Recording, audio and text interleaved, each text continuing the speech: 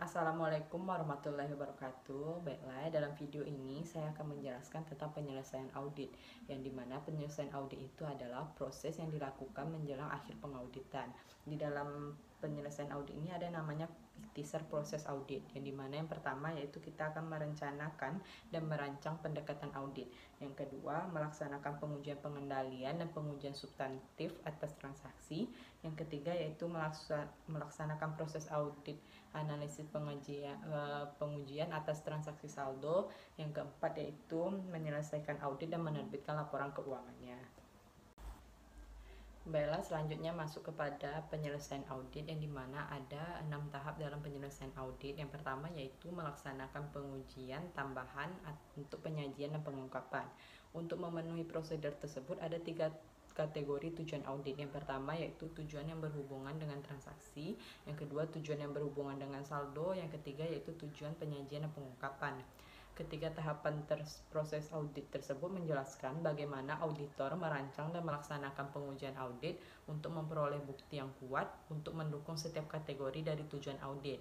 Proses audit tersebut ada 4 tahap. Yang pertama yaitu merencanakan dan merancang pendekatan audit. Yang kedua, melaksanakan pengujian pengendalian dan pengujian substantif atas transaksi. Yang ketiga yaitu melaksanakan prosedur analisis dan pengujian atas rincian saldo. Yang keempat yaitu menyelesaikan audit dan menerbitkan laporan audit.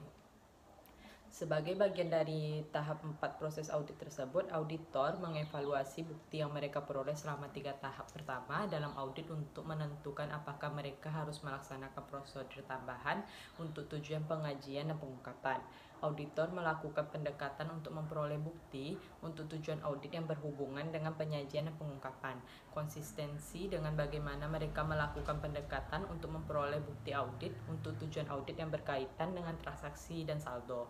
Untuk tahap 2, menyajikan contoh dari prosedur substantif yang berhubungan dengan penyajian dan pengungkapan dipadukan dengan pengajian auditor untuk tujuan yang berkaitan dengan transaksi dan saldo. Yang ketiga, itu ada mereview peristiwa kemudian.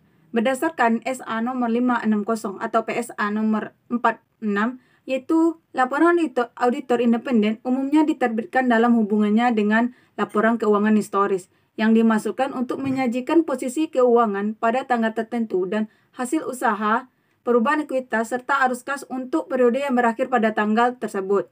Namun, ada peristiwa atau transaksi yang kadang-kadang terjadi sesudah tanggal tersebut, tetapi sebelumnya diterbitkannya laporan keuangan dan laporan audit yang akan mempunyai dampak terhadap material laporan keuangan, sehingga akan memerlukan penyesuaian dan pengungkapan dalam laporan-laporan tersebut.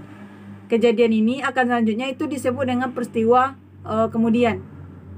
Ada terdapat 2 jenis peristiwa kemudian yang akan memerlukan pertimbangan dan dari manajemen dan evaluasi auditor.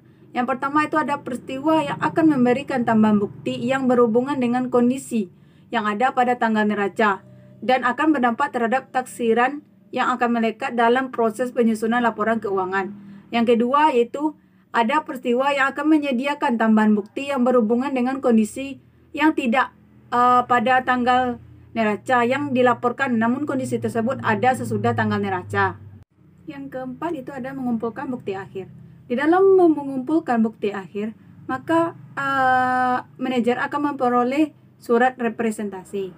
Menurut SAS 85, manajemen representation mengharuskan auditor untuk memperoleh surat representasi yang akan mendokumentasikan representasi lisan yang paling penting selama dalam audit. Ada 3 tujuan penting dari surat representasi klien, yaitu yang pertama untuk menekankan kepada manajemen tanggung jawabnya atas asersi dalam laporan keuangan. Yang kedua, untuk mengingatkan manajemen potensi salah saji atau menghapuskan laporan dalam keuangan.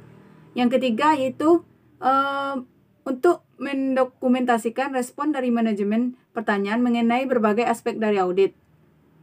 Kemudian yang selanjutnya adalah mengevaluasi hasil. Setelah melaksanakan semua prosedur audit dalam setiap bidang termasuk mereview kontingensi dan peristiwa, kemudian serta mengumpulkan bukti akhir, maka auditor harus mengintegrasikan hasil dari prosedur audit tersebut menjadi satu kesimpulan yang menyeluruh mengenai laporan keuangan. Sesuai dengan standar audit SA 500 tentang bukti audit, auditor perlu mengumpulkan bukti audit yang cukup dan tepat dari pelaksanaan prosedur audit. Kecukupan adalah ukuran kuantitas bukti audit dan ketepatan merupakan ukuran kualitas bukti audit yang mencangkup relevansi dan keandalan bukti audit yang akan mendukung auditor untuk merumuskan opininya. Yang selanjutnya adalah menerbitkan laporan audit. Secara khusus, berdasarkan standar audit SA 700, auditor harus mengevaluasi apakah dari sudut pandang ketentuan pelaporan keuangan yang berlaku. Pertama itu, laporan keuangan mengungkapkan kebijakan akuntansi yang signifikan yang dipilih dan diterapkan secara memadai. Yang kedua, kebijakan akuntansi yang dipilih dan diterapkan konsisten dengan kerangka pelaporan keuangan yang berlaku dan sudah tepat. Yang ketiga, ada estimasi akuntansi yang dibuat oleh manajemen adalah wajar. Yang keempat, informasi akuntansi yang disajikan dalam laporan keuangan adalah relevan, dapat diandalkan, dapat dibandingkan, dan dapat dipahami.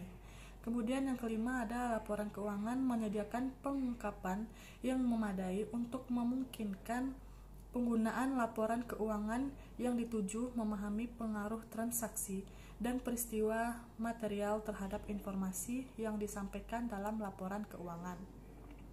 Yang keenam ada terminologi yang digunakan dalam laporan keuangan. Sebelumnya saya ucapkan terima kasih kepada PT Sejahtera yang telah mempercayai audit kepada KAP kami. Di sini kami akan menyampaikan review dari audit laporan keuangan dan audit lapangan yang telah kami susun. Dan apabila nanti di dalam review ada yang tidak tepat, kami harap dengan kehadiran manajemen akan memberikan penangkapan agar sesuai dengan keadaan PT Sejahtera sehingga tidak ada masalah antara manajemen dan KAP kami. Baik, saya sebagai ketua tim, saya akan membacakan hasil audit yang telah kami lakukan dan saran untuk PT Sejahtera. Yang pertama, pada bagian kas perlu diterbitkan lagi dalam melakukan print out buku tabungan. Mengingat petty cash yang sering digunakan dalam pengeluaran rutin yang nominalnya tidak besar walaupun untuk laporan akhir tahun jumlah pendapatan dana dan bunga bank sama namun tidak tercatat pada bulan-bulan tertentu. Yang kedua, pada bagian gudang. Dalam kasus terskripsinya laporan retur sehingga tidak tercatat dalam laporan persediaan buku, dilakukan cek rutin dalam menempatkan laporan beserta dokumen-dokumen pendukung dalam suatu tempat yang tidak terpisah untuk memudahkan penyusunannya. Kemudian pada bagian aset tetap, berkenaan dengan aset tetap yang dimiliki oleh perusahaan PT Sejahtera ini yang telah kami tinjau, beberapa sampelnya perlu dilakukan inventarisasi agar memudahkan dalam pengawasan dan pengecekan jika satu waktu perusahaan membutuhkannya, serta tambahan CCTV di bagian tertentu sehingga dapat meningkatkan keamanan aset perusahaan. Itu semua hasil yang telah kami lakukan. Apakah ada pertanyaan dari perusahaan ini? Baik, menanggapi 3 opini yang telah Ibu sampaikan, saya dari pihak manajemen berpandangan bahwa apa yang Ibu sampaikan itu benar adanya dan terima kasih banyak atas pendapat-pendapat dan saran-saran yang telah Ibu berikan kepada kami, sehingga ini akan menjadi catatan dan untuk perubahan yang untuk kedepannya. Dalam hal ini ada satu pertanyaan yang mungkin saya tanyakan kepada Ibu, apakah 3 opini yang Ibu sampaikan tadi itu akan berpengaruh terhadap laporan keuangan perusahaan? Baik, itu semua merupakan hal yang wajar ya bagi perusahaan. Benar sekali, karena hal kecil itu bisa membuat kerepotan dalam penyusunan laporan selanjutnya sehingga akan dilakukan penyesuaian-penyesuaian. Apabila Ibu sudah setuju dengan review yang telah kami lakukan, di sini kami akan berikan juga laporan audit lapangan dan manajemen skill yang telah kami susun.